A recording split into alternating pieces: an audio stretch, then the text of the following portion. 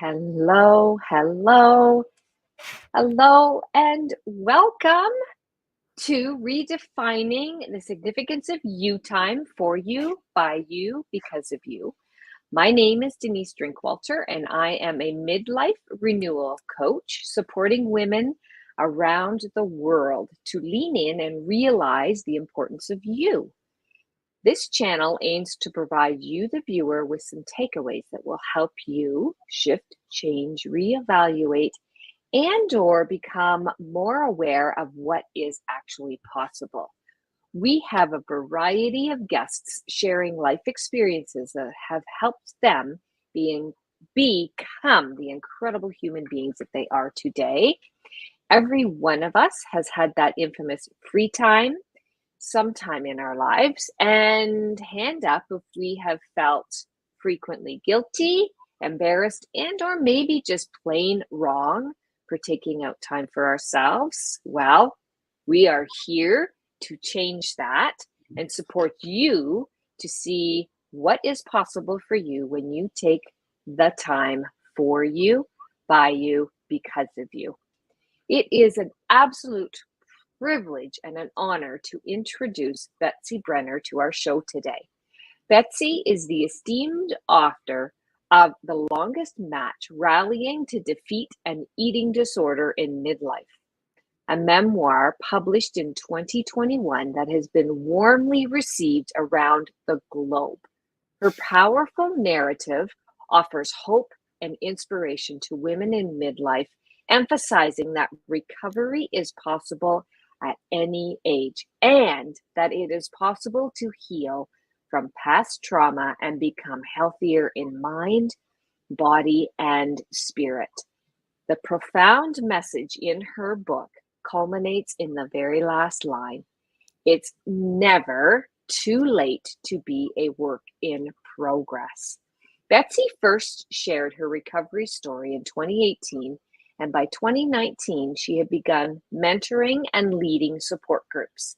She has since become a prominent recovery speaker, peer support mentor, and support group leader, sharing her experiences and insights at conferences and treatment centers across the country. Through her work, Betsy helps women navigate the recovery journey, providing invaluable connection and support. She acts as the person who gets it, offering peer support between professional and clinical appointments. Her dedication and empathy have made her a beacon of hope for many, demonstrating the transformative power of sharing one's story and fostering a supportive community. We are so thrilled to have you with us today to share your remarkable journey and insights. So welcome, Betsy. What a Thank you privilege it is so to share. much. I'm truly honored to be here today, and I really appreciate this opportunity. And thank you for the very kind introduction. My goodness, I smile when I hear the title, and we have three incredible grandchildren, and of course, we are focusing on what's happening globally in the next 2 weeks, which is around the Olympics.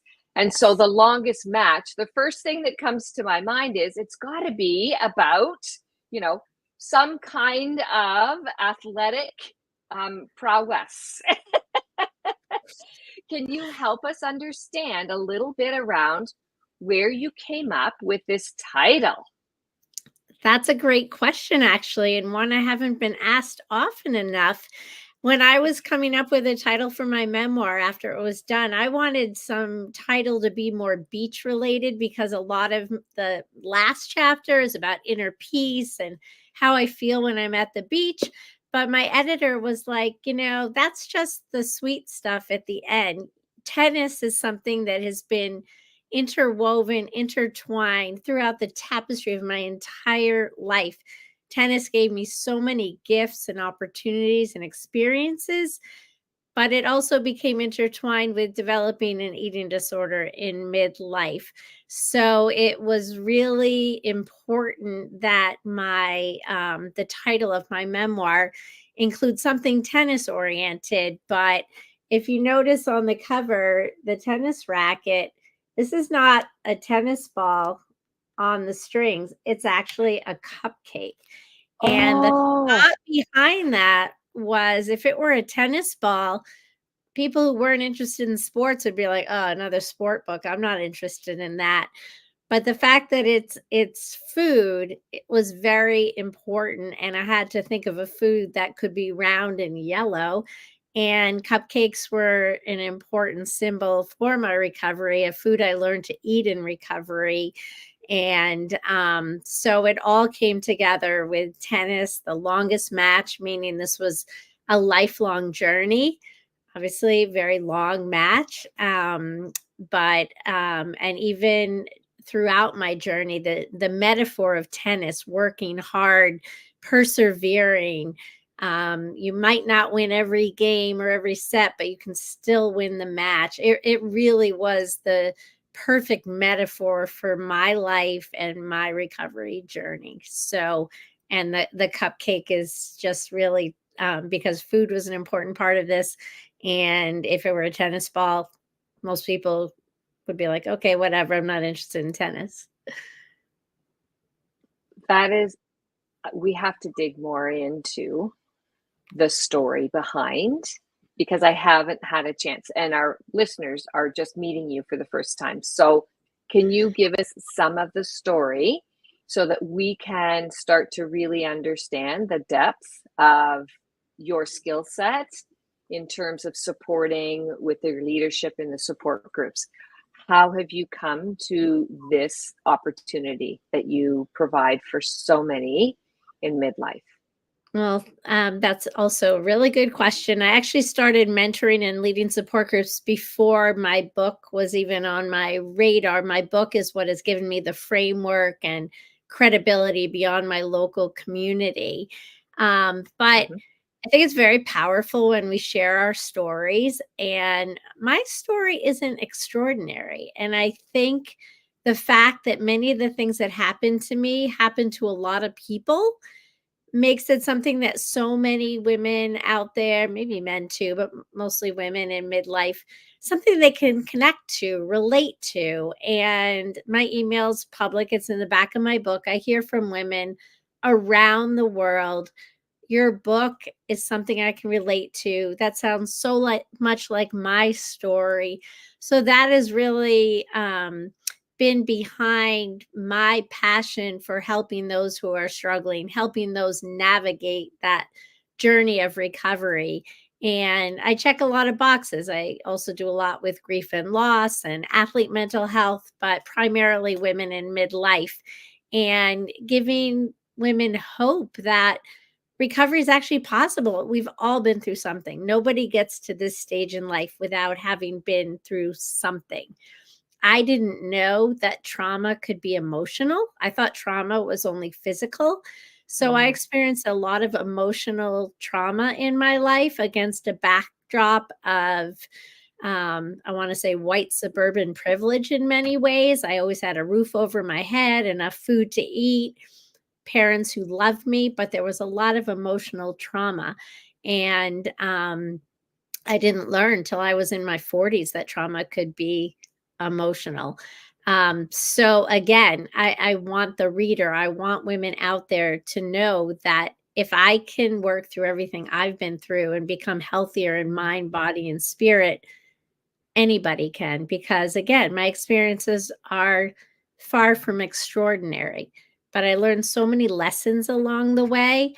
And that's what has enabled me to be able to share my story, strategies, work with women who are working on recovery.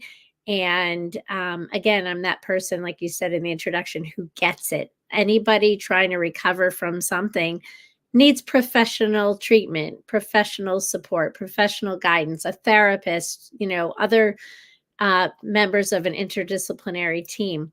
But what I love about peer support is because I understand, I'm that person that someone can reach out to in between appointments. And in eating disorder recovery, it could be something so simple as I ate a cookie or I ate a sandwich. And I understand how difficult and challenging that can be and what an accomplishment it is. Whereas you can't just text your therapist every time you do something. You got to save it up for the next appointment. So that's how all this peer support has evolved. And my book gives me more credibility and background because people know more details of my story. I love that. I love that. How did your book actually come to be? Like, did you always plan to be an author? That's a great question that I absolutely love answering because the answer is no. I never planned to write a book. I never planned to be an author.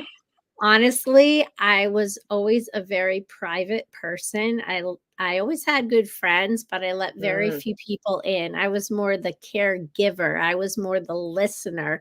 I didn't know that it was okay to not be okay and to reach out and ask for what I needed. I learned all that in my recovery in midlife. But what happened was I had written my recovery story back in 2018 and had the privilege of sharing it at treatment centers around the Boston area. But I was still very secretive and felt a lot of shame having been an adult with an eating disorder. So I didn't really tell anyone what I was doing, but I found it very empowering. And some people in my life and professionals in the field had said to me, your life story has the makings of a book if you're willing to put the time and effort into it. I certainly didn't have the time and I couldn't envision putting the effort into writing a book. But then I thought early in 2020, I thought, maybe this would be a really good long-term project to put my life story into words. But the sole purpose was for me. It was to help me heal on the mm, deepest level possible. I thought it would be this long-term project that every once in a while I'd pick up and, okay, I'll write about this chapter. But as we know, in March of 2020, our world came crashing down with the pandemic, and I was given the gift of time. And I ended up writing the entire manuscript from March of 2020 to January of 2021. The entire manuscript, found my publisher, and my book came out in May of 2021. But I was so anxious even when my cover was released because it was like, oh my gosh, people are going to know I had an eating disorder. And I hadn't been open and honest with many people. And then even when my book came out a few months later, I thought, oh, my family and friends, they'll humor me, they'll read it.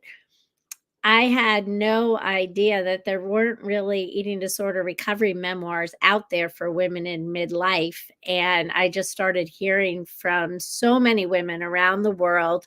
I didn't think recovery was possible. I thought I was the only one. You give me hope. I can relate to everything in your story. mm. So I went from being such a private person to literally an open book. My book starts with the first minutes of my life and ends in the 2020 pandemic. And people ask, "Oh, when's the next book coming out?" And my answer to that is, "It's not. I'm living my next chapter." But in all seriousness, writing my memoir and becoming an open book has been a tremendous part of my own healing. I feel so much freedom now. I went through my Mm, entire life keeping it all together, keeping it all inside. And I didn't know vulnerability was okay until I was in my 40s. That was equated with weakness in the world I grew up in. So that vulnerability that I finally was allowed to let in, that was necessary for my recovery, led me to become my authentic self. And putting my story out there just magnified that for everybody else. And now I no longer worry about people knowing details of my story. I feel so free and so comfortable mm. sharing the details. And if one little piece of my story can help somebody Yeah, else even take one baby step forward in their own journey, what more could I ask? yeah. It's so many levels of opportunity that you weren't even aware of until things started happening. But I love what I'm hearing you say is that, which is the premise of our show, in terms of you were doing it for you, by you, because of you, and you were keeping it as part of I'm doing this and this is for me. And look what's happening as a result of you doing that for you. Other people beyond your belief and dream are being impacted positively with that connection and realizing that it's okay, that there is a projection that you can heal, you can move forward, you can live a full life. I love what you said too, that I'm not writing another book. I'm living. I'm living my life right now. And I love that. I'm taking the So good. gifts of my own recovery and sharing them with others, but it allows me to live my own life fully and authentically. And that is such a gift. I worked hard to get there. It didn't just happen overnight, but it was worth every day, minute of that struggle, and every step sideways, backwards. But the only way out is through, and I couldn't have envisioned it turning out better. Exactly. And, you know, your commitment to yourself is what I think is the foundational piece. It's not because you've been doing it for other people, though that's a benefit. That is an Mhm. absolute benefit. And what you've done is all for you.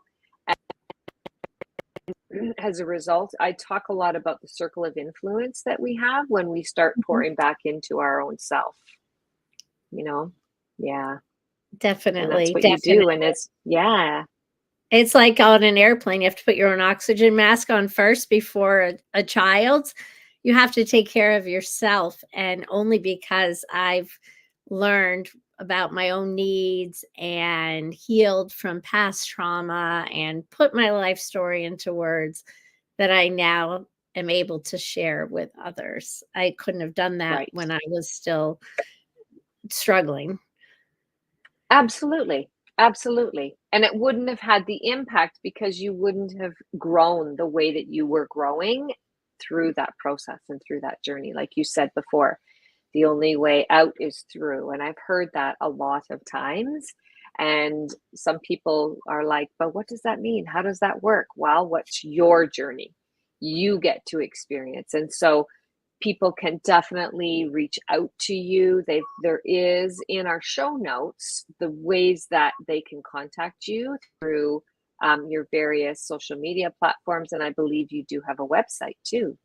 I do, betsybrenner.com, and my email's in the back of my book. It's public. I respond to every single one, and I love it when readers reach out and share something of their own experience or something from mine that they can relate to. And my website also describes the mentorship and group support that I provide, and um, the work that I'm doing these days. I don't even think of it as work. It's really become my passion and purpose, even though that sounds so cliche. But I worked hard to get where I am now, and I just want to celebrate life and share what I can so that others can live life fully. Absolutely. We only get one, right? That is very true. Very true. And I think we've all been through enough in our lives at this point to remind us how precious life is. Mhm. And I had to learn in my 40s and early 50s, that everything that had been ingrained in me from a very young age was not going to get me where I am today. So Mhm. sometimes we have to go through the tough times and the struggles to get where we ultimately can thrive. And I love that last line in your book because it tells me that change is possible. Yes, yes, and I say And that all the time. If I can recover and live life the way I am now, anybody can. Because we're talking mhm, about decades of internalizing all emotions, taking yeah, care of everyone's needs, not even recognizing that I had needs of my own, and thinking that vulnerability was bad, and that being strong meant always being positive, and all these things that were ingrained in me and guided my life for decades. If I can work through decades of looking at myself in my place in the world in a certain way and totally shift that yeah, by my mid to late 50s, Anybody can. Nobody can do it alone. It's, sometimes Yeah. it's professional help, but connection, Hmm. support, struggles can be very isolating, whatever they are. And that connection and support is essential. And realizing that you're Yeah. not alone and that it is possible to heal. And that message that you referred to, it's never too late to be a work in progress. Obviously, it's never too late. I'm an example of that. But the other important piece of that is there's no period at the end of the sentence, no finality. We're always a work in progress. We can always grow and change and see things in a different way. So I don't think we ever stop being a work in progress, or at least I hope not. Absolutely. Absolutely. Absolutely. We used to joke at my workplace. I used to say there is no finish line, right? You Yes, just every day is an opportunity for learning and growth. And it doesn't mean that I put rose-colored glasses on and I think everything's rosy and everything's wonderful. It means that those bumps in the road and those really big challenges that hit, okay, what strategies, what skills, what do I have that I can understand? What's the lesson in this for me? What's coming through for me? And how can I take this and move forward? that is You such an know, important point because, especially in the eating disorder world, when we talk about recovery, I always bring up how, yes, recovery is absolutely amazing, but it doesn't mean life all of a sudden is going to be all sunshine and rainbows. We're yeah, always going to be presented with stressors and challenges and things in our lives that maybe we had a maladaptive way of coping with before. So it is about when life gets tough, when life gets stressful, we need to use healthier ways of coping, and that is yeah, connection and support, reaching out, talking about how we're feeling, admitting that we're struggling, and learn from our past experiences and use what we learn along the way to move forward. But it doesn't mean that life is going to be without challenges and stressors. It's how we get through them. absolutely. Absolutely. Would you be a dear and show us the cover again? Of I love course. it. I would I'd be love to see happy it. to. I didn't even notice the cupcake. I just love that you said that because I'm like, yes, I'm eyeing it now. That's awesome. The longest match, rallying to defeat an eating disorder in midlife by Betsy Brenner. And people can get this It's on available on Am. Amazon in all formats. Mhm. And also, I believe on other websites as well, but I usually send people to Amazon. I have to tell you, even the color of my book was a process. I went to my local bookstore in the middle of a pandemic, of course, with a mask, looked at a What? shelf and wanted to see what color jumped out at me. That's the only reason my book is bright blue. I didn't I want love like a it. drab color. So every little detail, I had no idea what goes into publishing a book, marketing, promotion. I had to learn everything, every step of the way. Fortunately, I had excellent professional guidance with all of that. But yes, Mhm. my book is available in paperback, Kindle, audiobook, and I love hearing from people who read it, and always happy to answer any questions or just hear other people's uh, comments and feedback. Perfect. You've mentioned about groups. What do you do online group support? Do you do in-person group support? I know you mentioned you've done conferences and things like that. All of the above. As far as Okay. traveling and speaking, I've spoken at many conferences, I've spoken at many treatment centers, spoken to women's group, student athlete groups. But as far as, and the mentorship is all one on one, and that can be virtual. I describe the Okay. details of it on my website, and it's Great. very, very flexible.